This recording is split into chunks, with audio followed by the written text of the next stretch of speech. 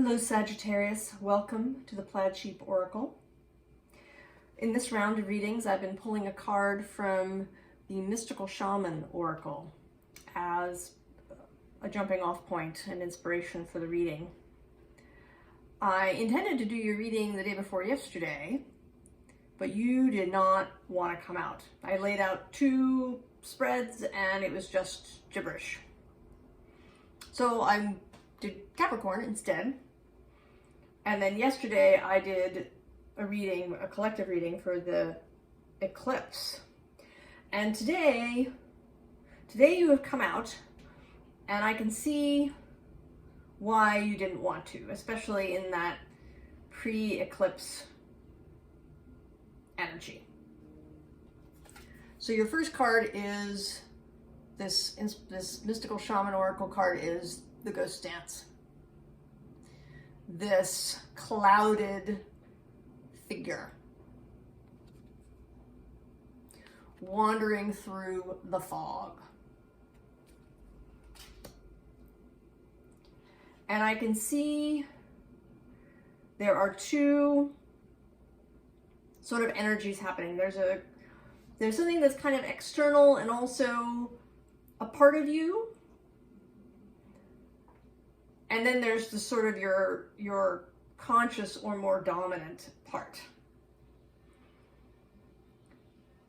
So this kind of external, right? Your invisible fellowship, your guides, if you call them that, your ancestors, your friends, possibly, here in the physical world.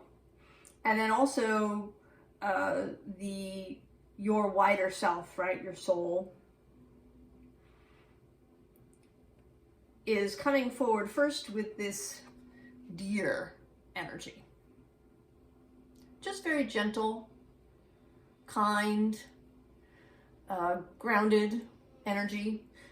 The subtitle says gentleness, diplomacy.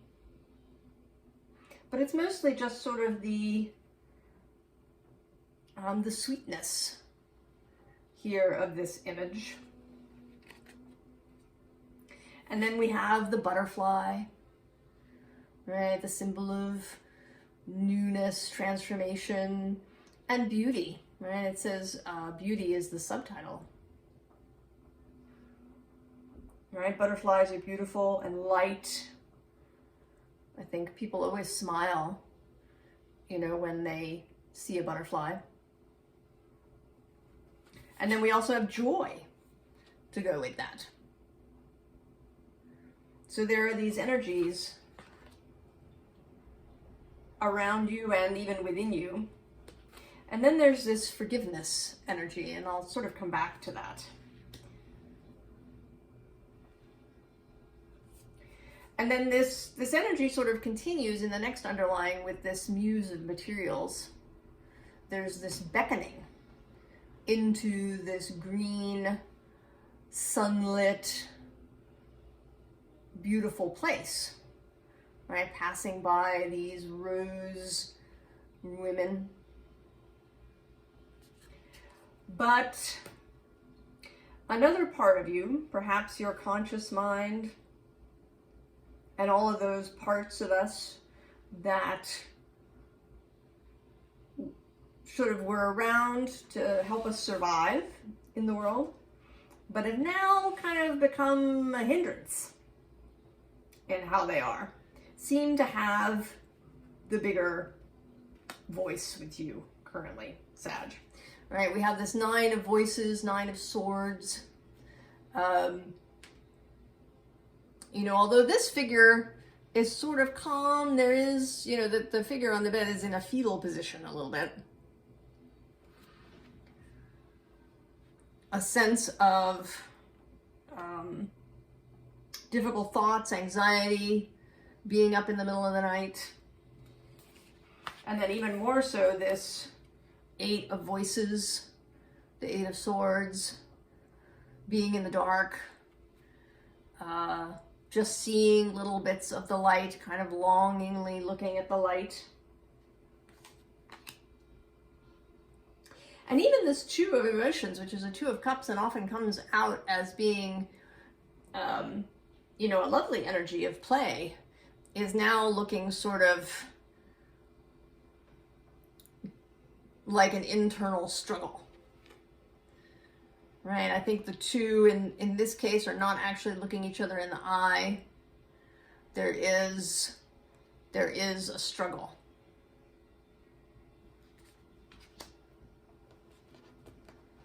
And then this Ten of Inspiration, Ten of Wands, laboring. Right? Sometimes this can look like, you know, coming to the top of the hill and finishing. But here I just really sense like this hill is just going to continue on and on and on and on kind of forever.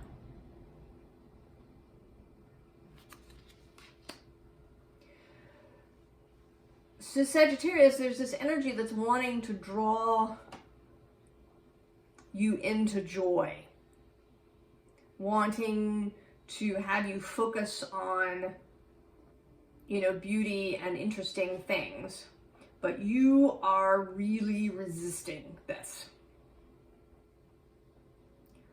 You are really resisting this. Every call you're kind of turning away from.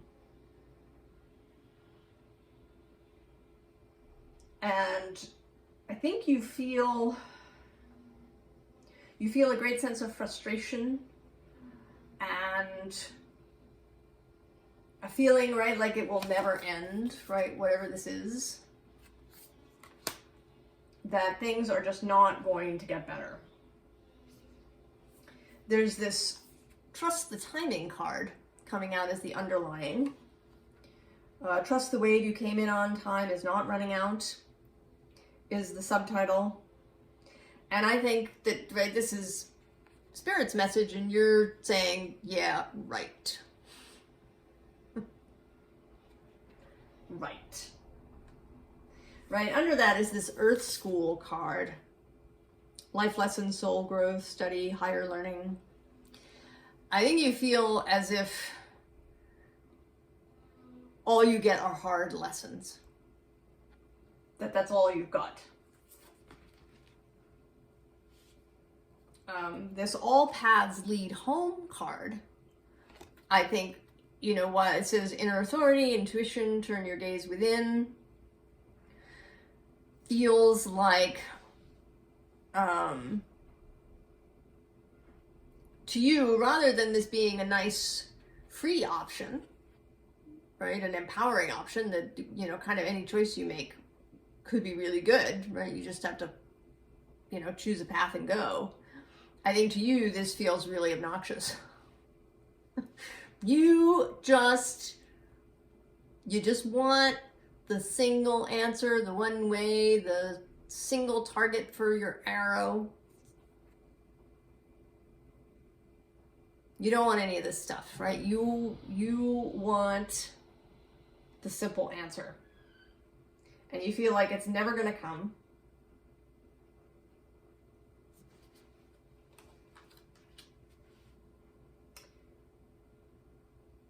That, right, this doorway will kind of never appear, or, you know, there'll always be more than one doorway.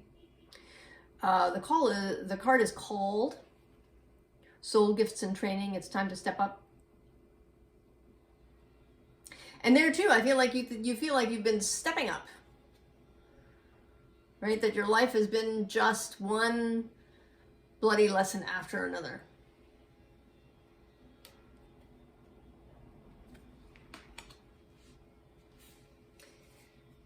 And then there's this Star Ancestors card, which says, hidden secrets, lost wisdom, look a little deeper. And there too, you want to say, no, just give me the answer. I just want everything to just be better now. And then we sort of double down on this with the Vera Sibilla cards. We start with this dispiacere, despair underlying. And the enemy actually underneath that. And then interestingly, right, this Casa, right, the house card, which, you know, looks very much sort of like a government building, right? The establishment, the order that's in control, the man, whoever it is that you feel has been making everything crappy. And underneath that, interestingly, again, you know, I normally keep all my cards upright. I don't usually read reversals, but when things show up, and there's two cards in the reverse here, there's this sort of allegrezza al cuore, this dancing card, but it's in reverse. And then this Tower disgrazia card, also in reverse, which feels sort of, instead of being, you know, the end of a tower, feels like an especially chaotic tower. So I would certainly say, Sagittarius, that you are being influenced by current events. I do mean these readings to be timeless, but there are particular events happening now, especially here in the United States, if that's where you're watching from, where we just had the midterm elections. And they were a source of great anxiety. My social media feed was filled with people, you know, talking about having to distract themselves so they aren't always looking at the news, and, you know, how, you know, everything was hanging in the balance of this election.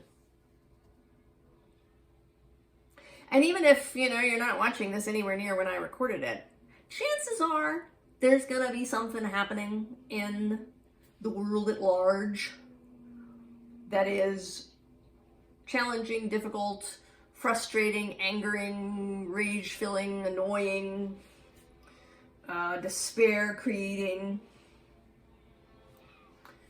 Because there's always, right, there's almost always something, you know, especially now when you can find out what's happening in every corner of the world with just a swipe.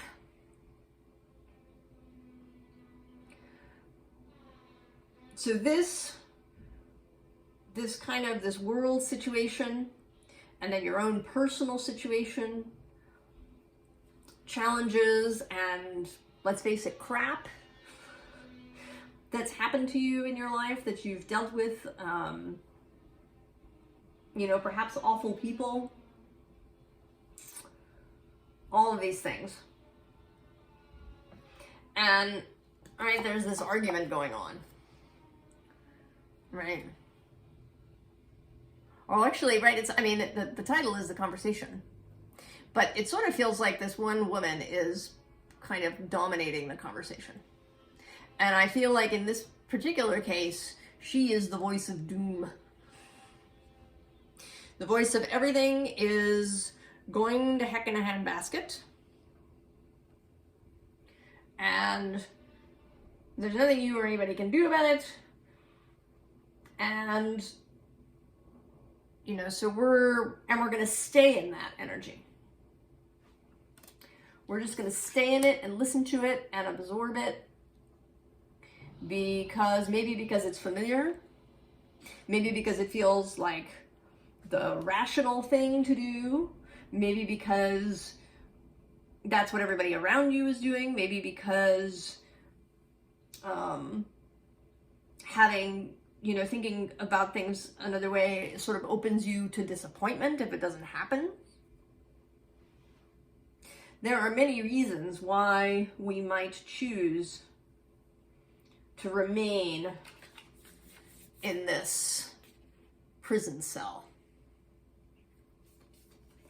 Why it's more comfortable, why it's easier in many ways.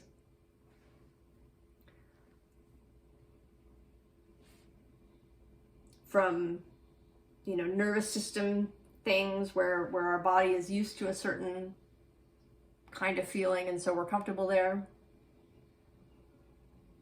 to, you know, surrounding pressure,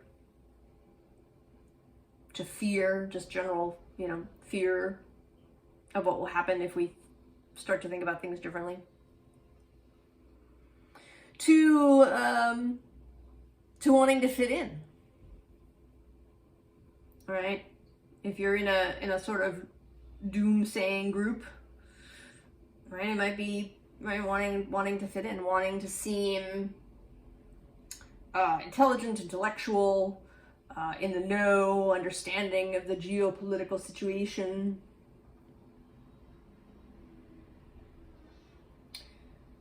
Just wanting to stick to seeing the world and your own life as nothing but a struggle. And there is this other part of you, this faithful, your wider self. Your wider self is ever faithful to you. Though you may feel very far from this energy, from this part of yourself. The communication between you may be, really not there, or very fraught.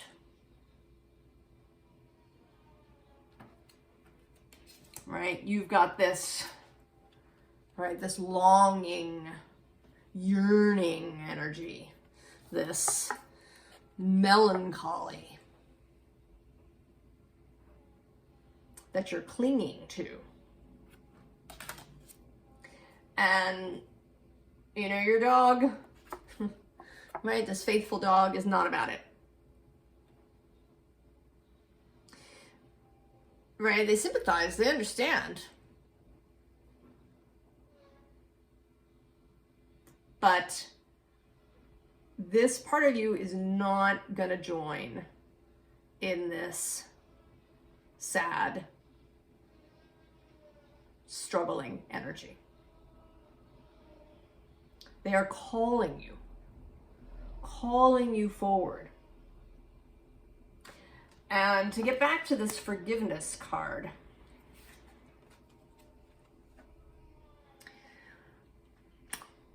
and this is sort of coming up two ways. One, it's coming up, right, as self-forgiveness. For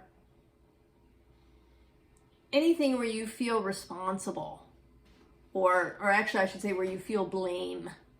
I mean, we are responsible for our lives. But we can only do what we know. Yeah? I mean, if we don't understand energy and spirit and that reality is more than what we can see and touch. Before we knew that, we could only, act as sort of in society's way, right? Maybe, we followed all the rules for a really long time and things still went to shit. And maybe there were times when we acted out of fear or anxiety or shame. When we stayed with somebody who we shouldn't have stayed with. When we didn't see how we were entangled in a bad place. And we can sit on that. We can really blame ourselves. And we can think about how, well, we did it before, we're just going to do it again.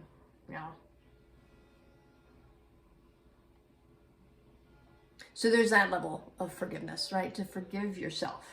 Because you didn't know. Right? We're born into this world and immediately we start soaking up whatever culture is around us like a little sponge. How could you know? How could you know then when you were just a little person?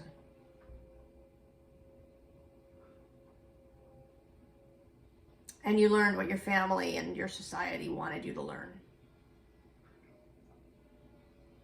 How could you know?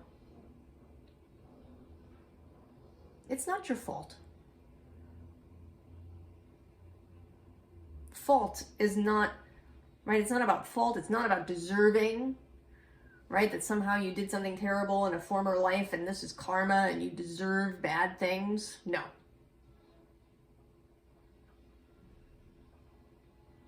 That's bullshit, in my opinion. We don't carry that stuff. That's a human idea, right? To create punishment.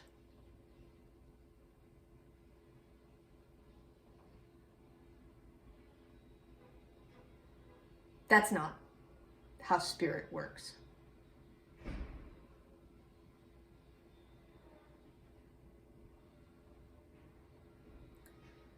That is not what happens, right, to your soul. You're not being punished for something.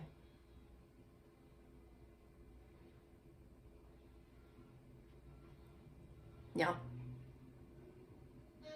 But, right, we live in an energetic universe.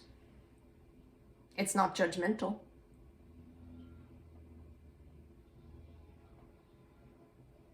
But energy matters. And once we come to a place where we receive this knowledge, when we learn these things, then we can choose differently. And I know this is like way easier said than done. I totally know that.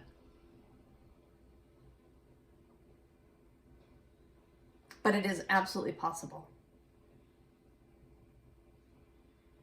Right? But we have to let go of the idea of fault and blame. We take responsibility for changing things, but we don't blame ourselves or tell ourselves that we deserved it.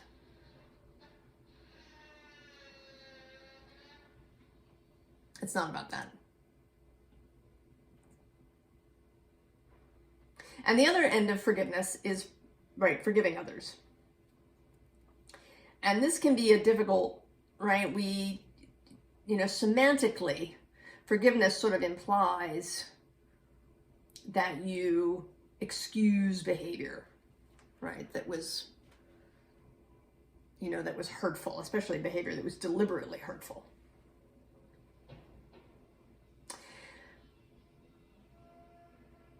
And it's kind of not about that, right? What you're doing when you forgive is you are releasing any need for justice or reparation of some kind. You're just letting it go. Whatever the thing was that happened, the betrayal, the malice, the ignorance, the carelessness,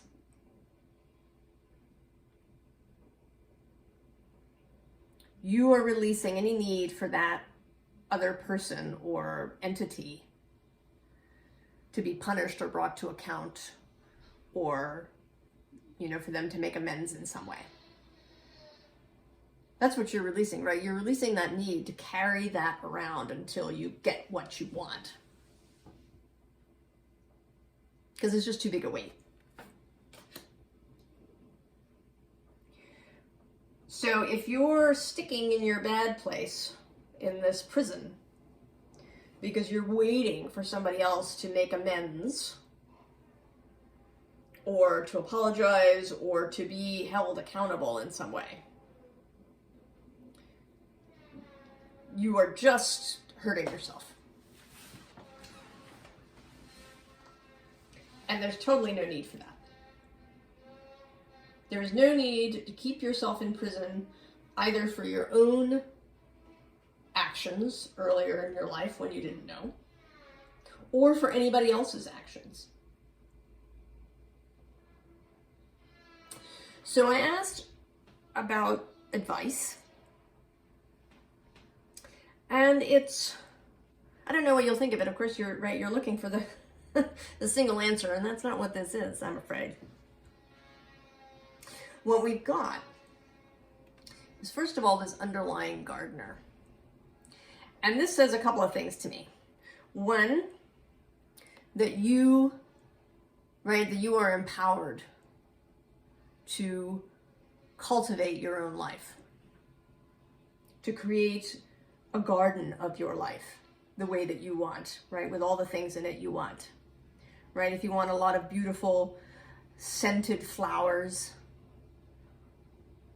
just blooms and blooms, or if you want, you know, vegetables and herbs and, you know, really things that you just use, right? Things that you know, eat and use for medicine. Or if you maybe want a combination of those things, if you want a riotous, jungle-like garden where everything is, you know, growing wherever it wants. Or if you want a very tidy, delineated garden where everything has its particular space. And, you know, where the colors are, you know, matched together. You know, you know, kind of what I think of as a French garden, sort of like the parks in Paris are very manicured.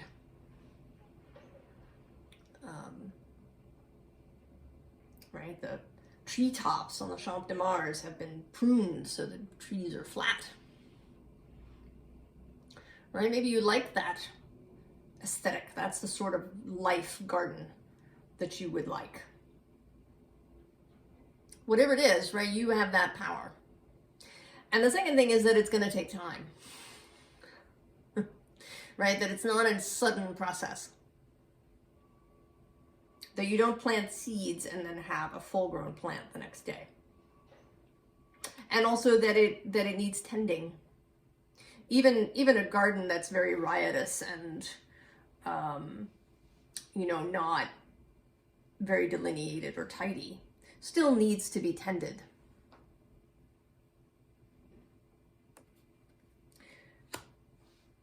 So tending, right? Tending the garden of your life.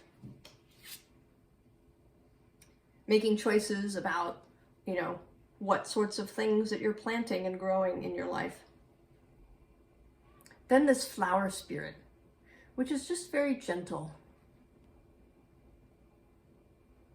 Very sweet. Right? Feel gentleness, feel beauty. You know, see the beauty of your own soul, your own human self. See your own beauty.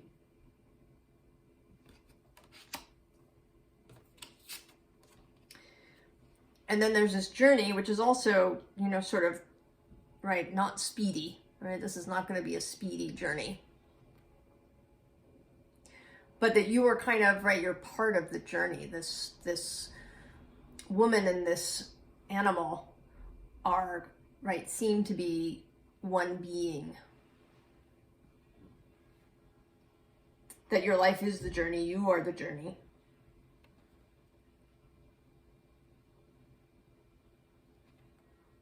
Right, that you're a human self, your soul, and you're also this animal body. And all of these things should be taken care of. And then we get the Moon Dance card, which is kind of about, right, like a little bit of adventure. So Sag, there was a little break in the video. I had to stop to go and answer the door. Something came earlier than I expected, but I'm not at all surprised that it happened in your reading with all this resistance that I'm feeling from you to hear this message. And we're almost at the end, right? So I was, right, talking about this moon dance. And there's this moon, right, symbolizing emotion and consciousness. And then there's the three little birds that are messengers. And they also kind of make me think of the Three of Cups, friendship, and also internal cohesion, right? A united will within the self. And then lastly, on the advice front, are these two cards from the Astro Oracle. There's the 6th house as the underlying, and the 6th house is the sort of house of daily things. The all of the work that we do, the tasks that we do, our chores, our regular spiritual practice, all of those things that make up our daily life,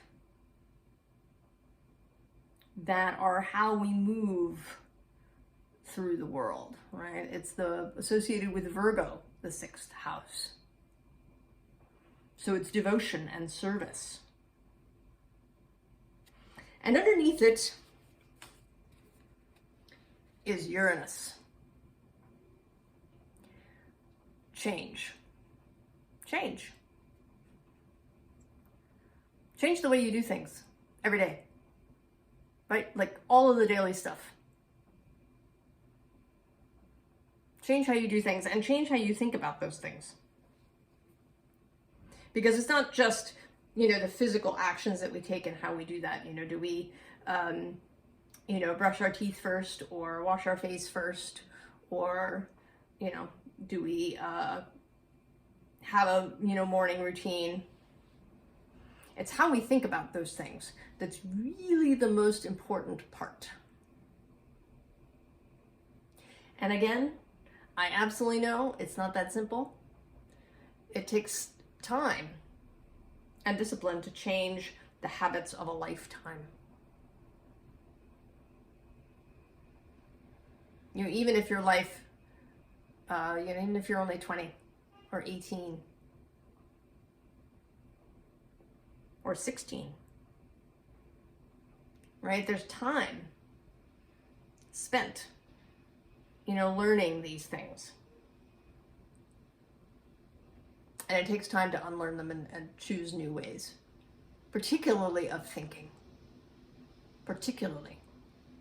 Right? New habits of doing, right?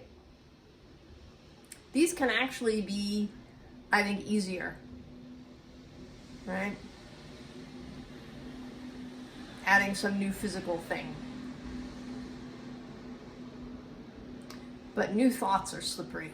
Right? Thoughts are slippery.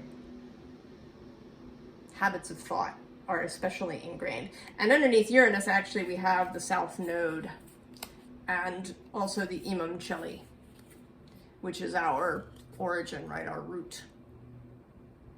So we're kind of being asked to change the basis of ourselves. We got a certain set of directives when we were little, and we can change those. We can change the directives that move us on a daily basis.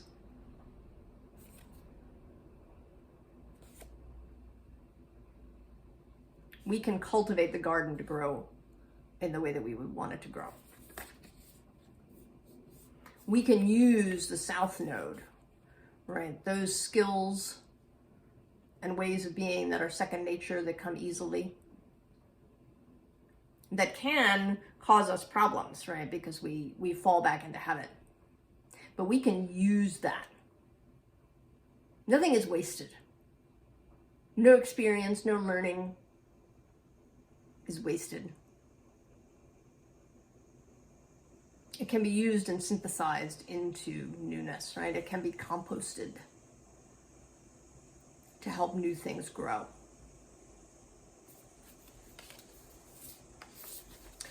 And then, of course, the final card of Scorpio. Right? If you were avoiding this, Sagittarius, you didn't want to come out during the eclipse or right before it. And even now, we've kind of dragged you out here. past various obstacles, including external things interrupting this reading.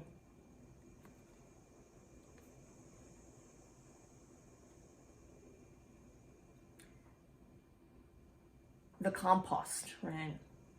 The transformation, being willing to transform. Being willing to transform. You know, and it's not even, right, about this, you know, the idea of Scorpionic going and delving into every dark corner.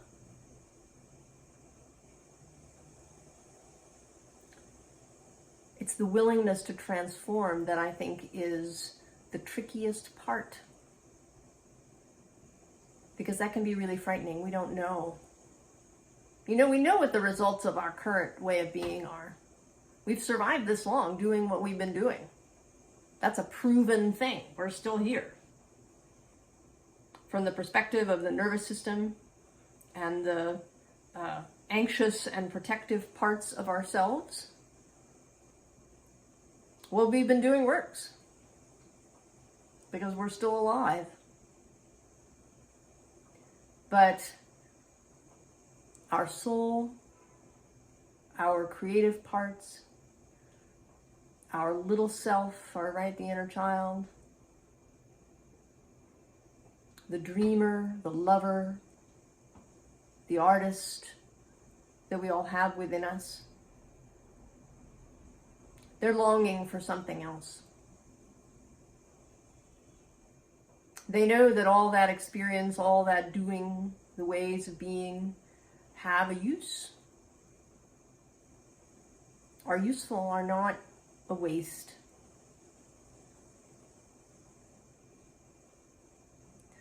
So we don't, right, we're not throwing anything away like trash.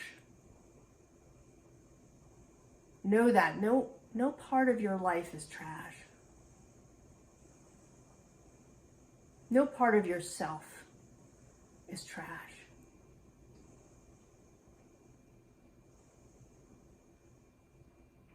Never believe that. But you have to be willing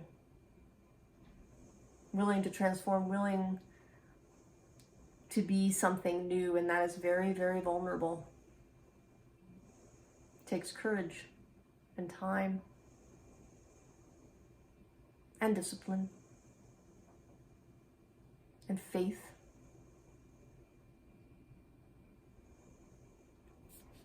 But I think, Sagittarius, even though you have resisted, you are resisting, pushing back,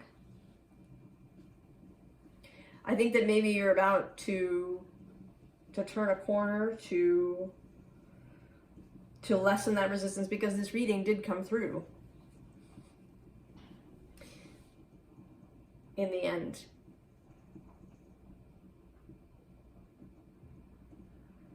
You want to change. You want your life to be different. You want to create a garden that is really yours, the way you want it to be. And you absolutely can, Sagittarius. Right? When you loosen your grip on the prison bars,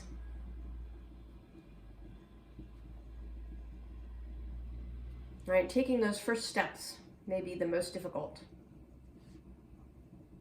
But I believe that you are ready to go. And I'm so happy for you, Sagittarius. I think that it will be an adventure, I think. And that's certainly a way to frame it for yourself, right? Sagittarius enjoys an adventure.